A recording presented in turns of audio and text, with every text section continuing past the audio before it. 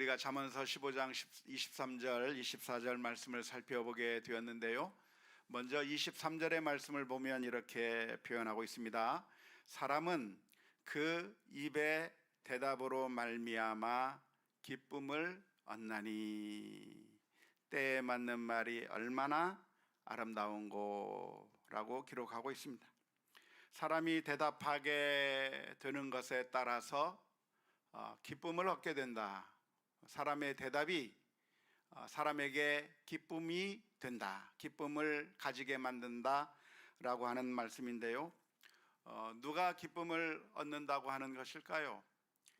대답하는 사람이 기쁨을 얻게 된다는 얘기입니까? 그 대답을 듣는 사람이 기쁨을 얻게 된다고 하는 말일까요? 듣는 사람이요? 말하는 사람이요? 원문을 한번 살펴보면 좋을 것 같습니다. 원문을 보니까 이렇게 되어 있습니다. 그의 입술의 대답으로 사람에게 기쁨이 있고 때에 맞는 말이 얼마나 좋은가 라고 하는 그런 의미입니다. 이렇게 히브리어 원어의 그 표현을 가만히 보면 좀 동사가 잘 안 보이죠. 하지만 충분히 어떤 동사의 의미가 있는지 우리가 넣어서 이해할 수 있을 것입니다.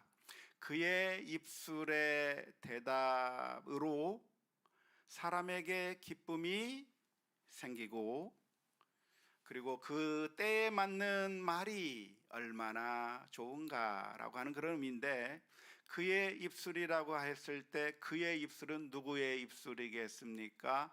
사람의 입술이겠죠. 그러니까 사람이 그 입술로 대답을 하는 것이 사람에게 기쁨이 된다고 하는 것이니까 원문으로 보면은 누가 기쁨을 갖는 것인가? 아마도 대답하는 사람이 기쁨을 가지게 되는 것이라고 볼 수도 있겠고요. 그러나 여기서 사람이라고 하는 단어는 어떤 특정한 단어를 지칭하는 것이 아니라, 어떤 특정인을 가리키는 것이 아니라 일반적인 그런 개념으로서의 사람을 말하는 것이니까 그냥 듣는 사람이든 말하는 사람이든 어떤 사람이든 기쁨을 가지게 된다고 하는 그런 의미로 이해할 수 있겠습니다. 그러니까 대답을 하게 되면 그 대답하는 것을 들은 그 사람이 기쁨을 가지게 되는 것이고, 또 그 대답을 들은 사람만 기쁨을 갖게 되는 것이 아니라 그 대답을 한 사람도 기쁨을 가지게 될 거라고 하는 것으로 이해하셔도 될 것 같습니다. 대답하면 기쁨이 있다고 하는 것, 이것이 아주 중요한 교훈이라고 할 수가 있겠는데요. 안타깝게도 우리 사회는 대답이 없는 사회가 되어가고 있습니다. 말을 하면 대답이 있어야 될 텐데 대답이 없어요. 특별히 우리 아이들의 경우를 보면, 우리 아이들이 어렸을 때는 부모님이 말하면 아주 예쁘고 해맑은 목소리로 부모와 대답을 하고 부모에게 말을 하고 대답을 하고 반응하던 정말 사랑스럽고 아름다운 그런 우리 아이들이었는데, 그 아이들이 사춘기로 들어가면서 입을 닫아버리고 맙니다.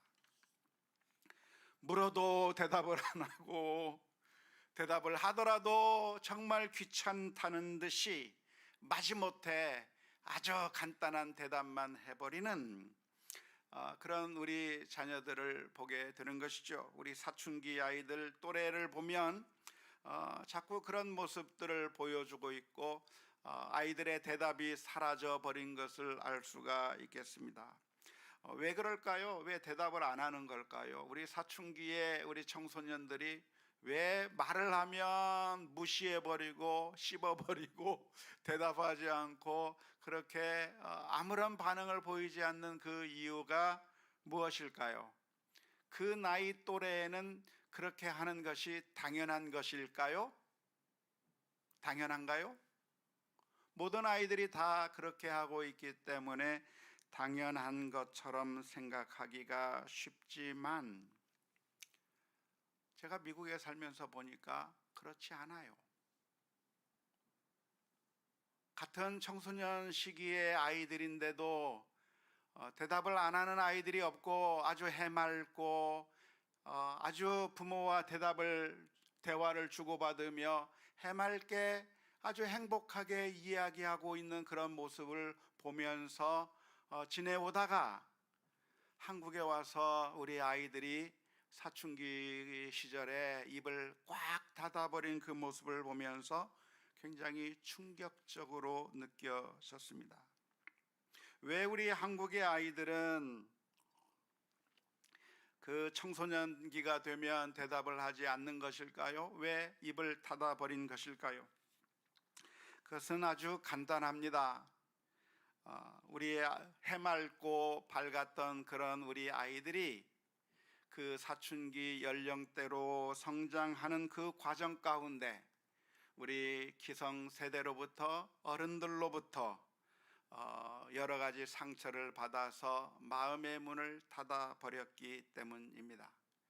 내가 말해도 귀 기울여 듣지 않고 무시할 뿐이고 나에게 전혀 관심을 보여주지 않는 일들을 계속해서 또 당하고 또 당하고 또 당하고 하면서 내가 말해 보았자 우리 부모님은, 우리 선생님들은, 우리 어른들은 내 말에 귀를 기울이지 않는다고 하는 확신을 갖게 된 것이고, 말해 보았자 입만 아플 것이고 아무런 도움이 되지 않는다고 하는 생각에 그 입을 닫아 버리게 된 것이라고 할 수가 있겠습니다.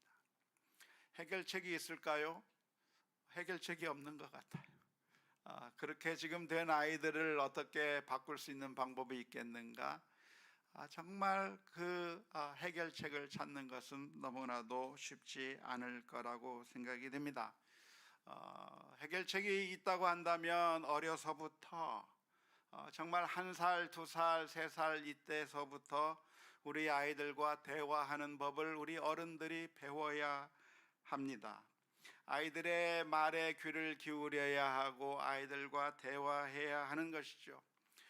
집안의 모든 일들을 결정할 때 아이들은 아는 게 없고 그리고 별로 중요하지 않기 때문에 이 가정의 대소사에 전혀 끼지 못하게 만들어버리고 소외시켜버리는 것이 아니라 사실은 우리 집안의 모든 일들을 결정할 때 사소한 것에서부터 아주 중요한 일에 이르기까지 부모와 자녀들이 마음을 열고서 그 문제에 대해서 같이 대화하고 그리고 아이들이 말하는 것에 진정으로 귀를 기울여주고, 그래서 아이들이 부모님이, 우리 어른들이 내 말에 귀를 기울이고 있구나라고 하는 그런 확신을 심어주어야 되는 거예요.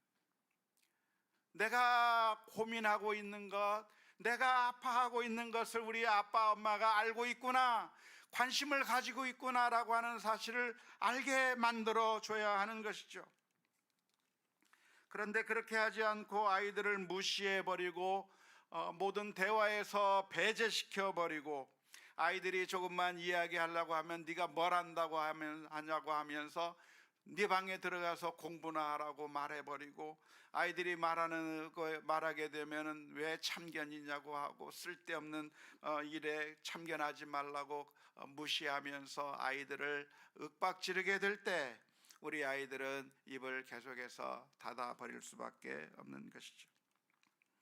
지금까지 그렇게 해서 우리 아이들이 마음의 문을 닫아버렸다고 한다면 지금이라도 많이 늦었지만, 그리고 다시 회복시키는 것은 너무나도 더 크게 어려운 것이겠지만 지금이라도 계속해서 아이들과 대화를 해 나가야 하는 것이죠. 저는 미국에 있으면서 보니까 우리 어른들이 아이들과 대화하는 것을 보면서 깊은 감명을 받았습니다.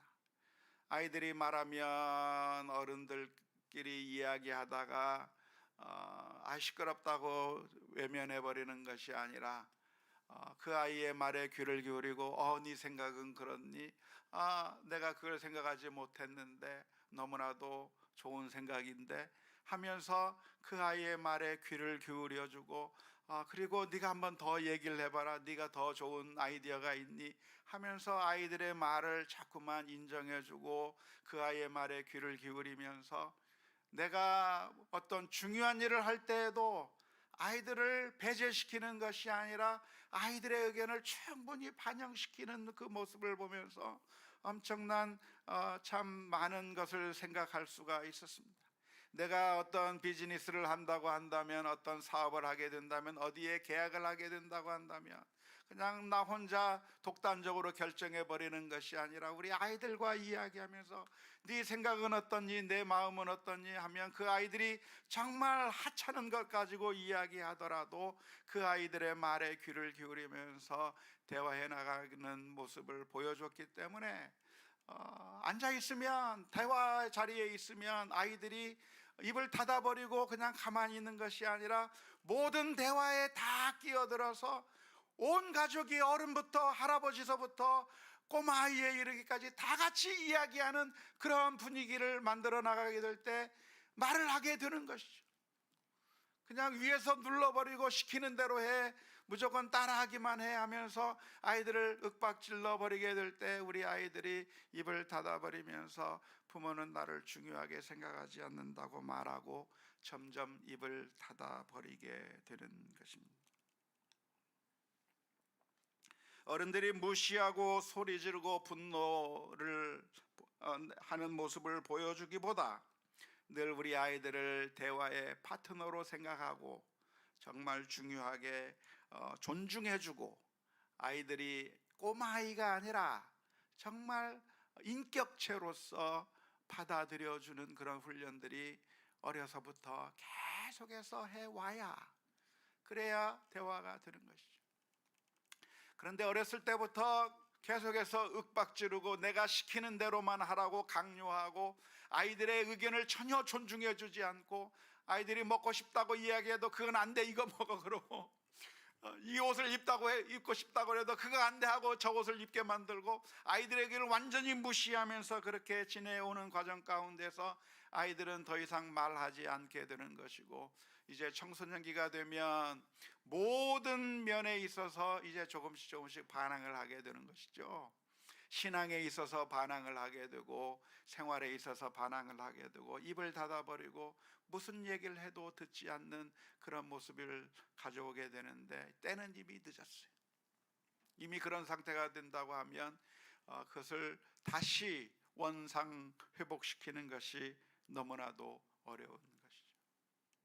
우리 아이들이 좋아하는 것을 같이 좋아해주고, 아이들이 정말 허접한 것 가지고 놀고 있으면 그런 장난하지 말라고 소리 지르는 것이 아니라 아이들과 함께 같이 게임도 하고, 게임을 못하면 네가 얼마나 점수 많이 냈니, 아이들 잘한다 격려도 해주고, 아이들의 그 관심사에 귀 기울여주고, 아이들이 어떤 K-팝 가수를 좋아한다고 하면 내가 좋아할 수는 없다고 할지라도 그 아이가 좋아하는 것에 대해서 관심을 가져주고 이해해주고, 그 아이가 정말 중요하다고 하는 것을 계속해서 인정해주지 않는다고 한다면 이 세상에서 우리 자녀를 제일 많이 사랑하는 자가 바로 부모님이라고 하는 사실을 어렸을 때부터 계속해서 꾸준히 매일 그것을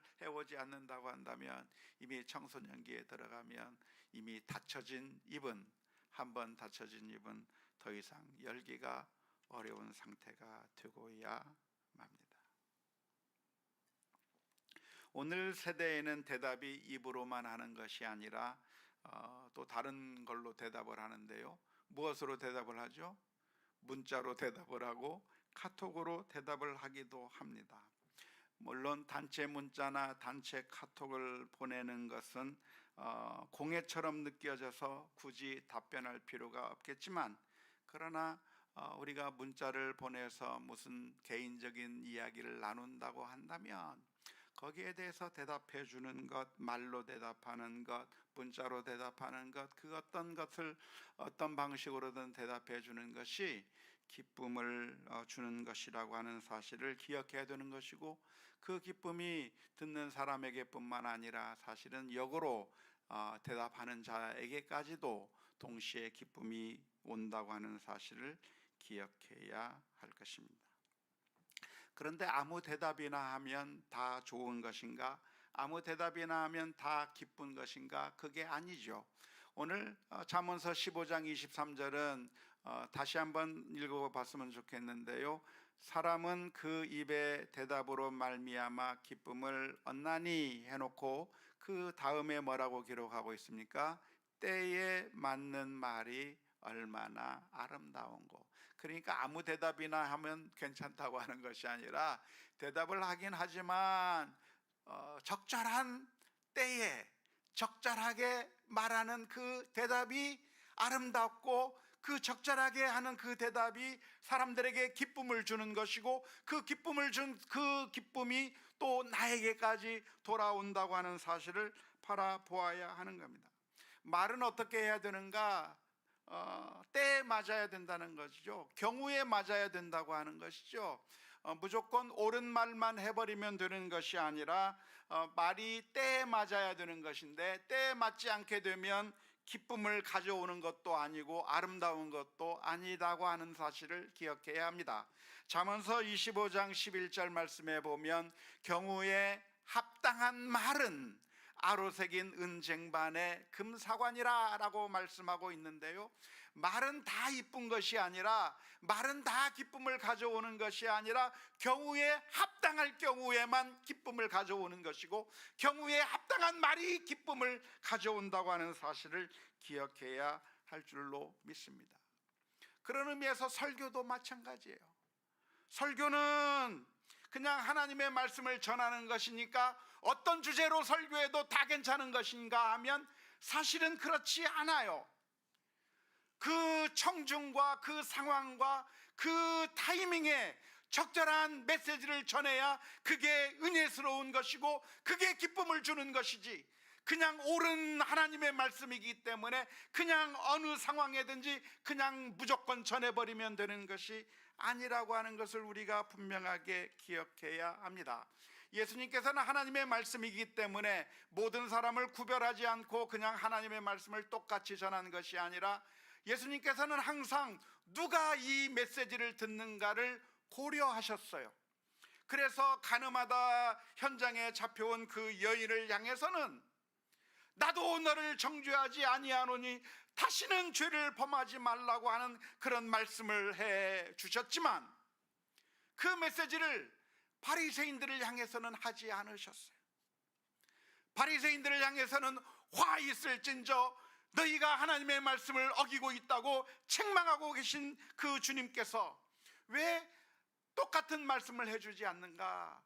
대상이 다르면, 경우가 다르면 그것은 아로새긴 은쟁반의 금사가가 아닌 것이고, 경우가 맞지 아니하면 그건 하나님의 말씀이 아니라 잘못된 말씀이고, 경우에 맞지 않는 말이라고 한다면 그것은 기쁨을 가져다 주는 것이 아니라 오히려 분노하게 만들고 잘못된 결과를 가져오게 만든다고 하는 것을 기억해야 합니다.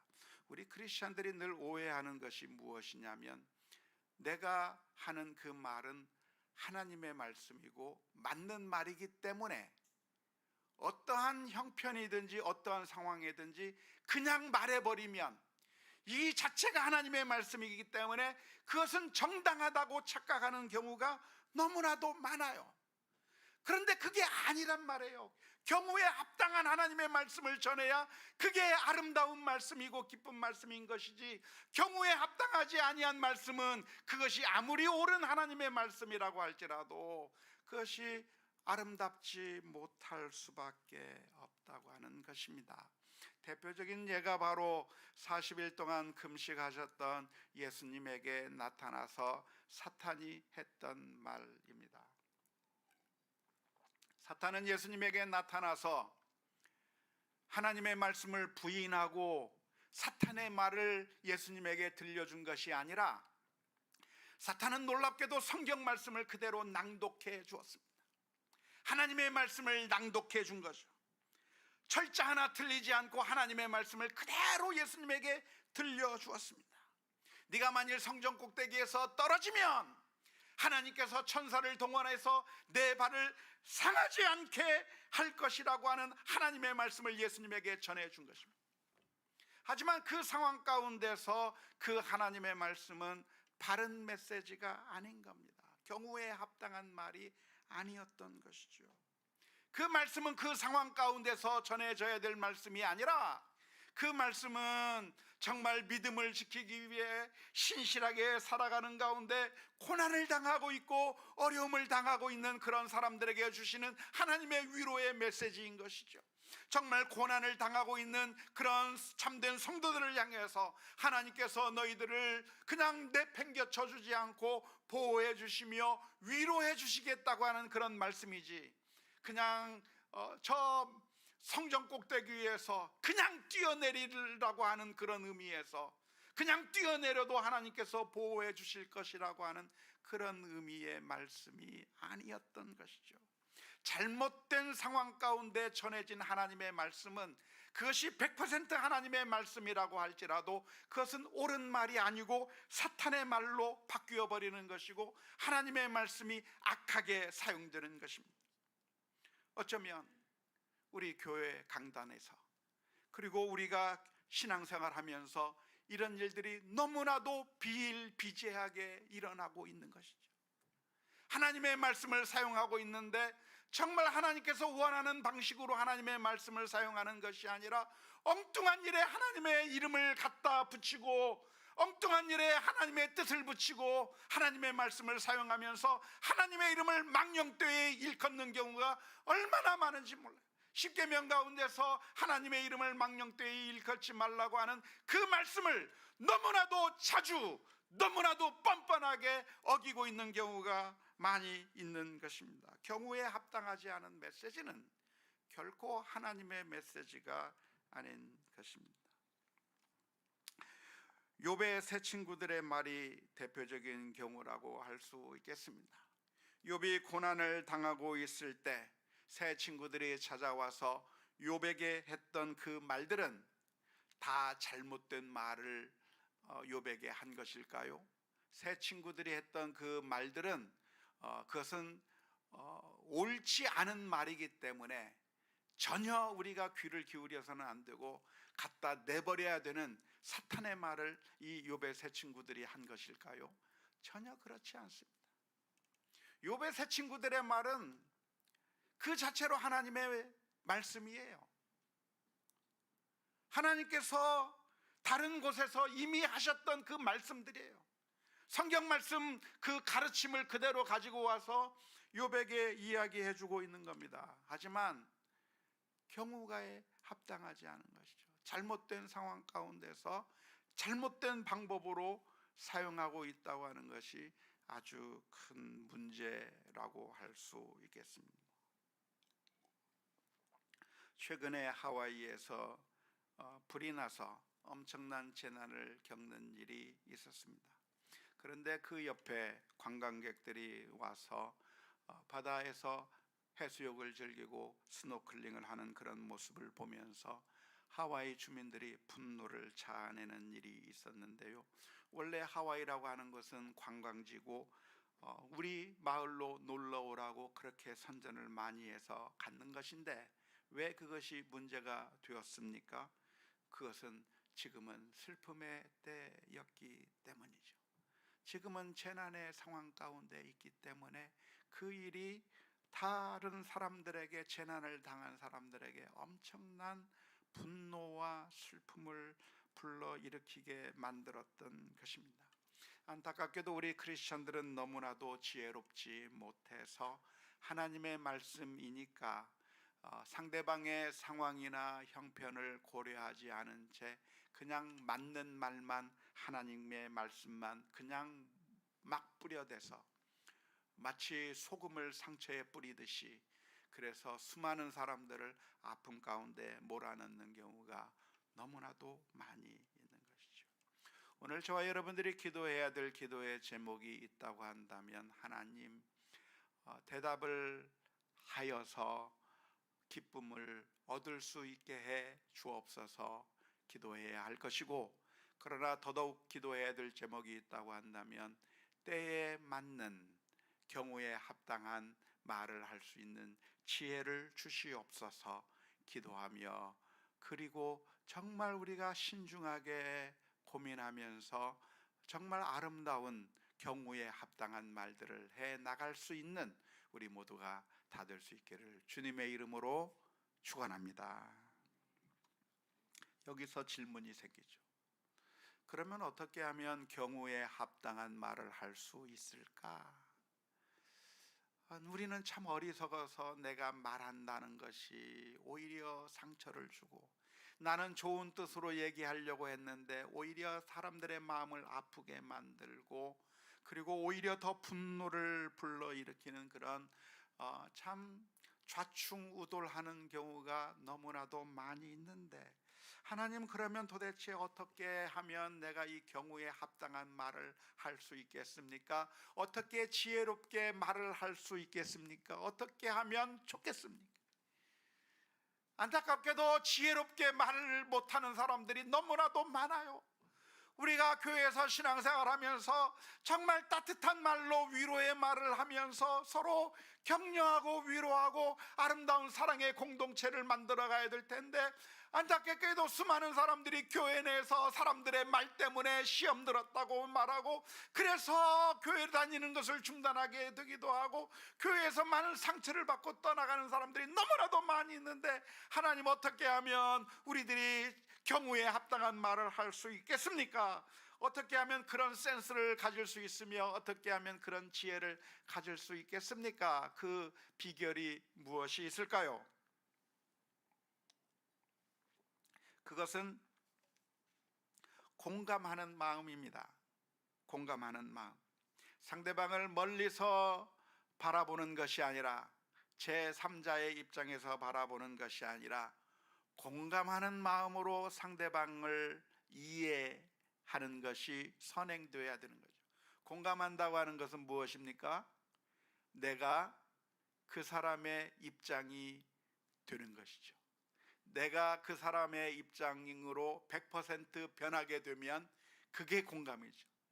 공감이 100%가 돼야, 그래야 우리들의 말이 지혜롭게 때에 맞는 말이 나올 수가 있는 것이죠. 그런 공감 능력을 길러야 경우에 합당한 말을 할 수가 있겠는데, 예수님께서는 무엇이라고 말씀해 주셨습니까? 이렇게 말씀해 주셨어요.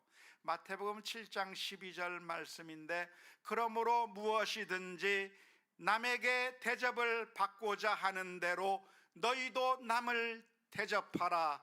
이것이 율법이요 선지자니라. 너무나도 간단해요. 내가 그 상황에서 다른 사람들로부터 대접받기를 원하는 그 방식으로 내가 다른 사람들에게 말을 하고, 내가 그렇게 듣기 원하는 방식으로 다른 사람들에게 이야기해 줘야 하는 것이죠. 그게 바로 주님께서 우리들에게 말씀해 주신 행동의 원칙이고, 그 원칙을 우리가 가지게 될 때 공감 능력이 있는 것이고, 그럴 때 우리가 경우에 합당한 말을, 정말 하나님께서 원하시는 말들을 우리가 할 수가 있는 것입니다. 내가 만일 저 입장이라고 한다면 무엇일까? 누군가 실수했다고 한다면 그 실수하는 모습을 보고 분노하고 화를 내고, 그리고 그 사람을 비난하는 그런 즉각적인 반응이 나오는 것보다, 내가 그 사람의 입장이 되어서 내가 실수했다고 한다면 어떻게 되었을까?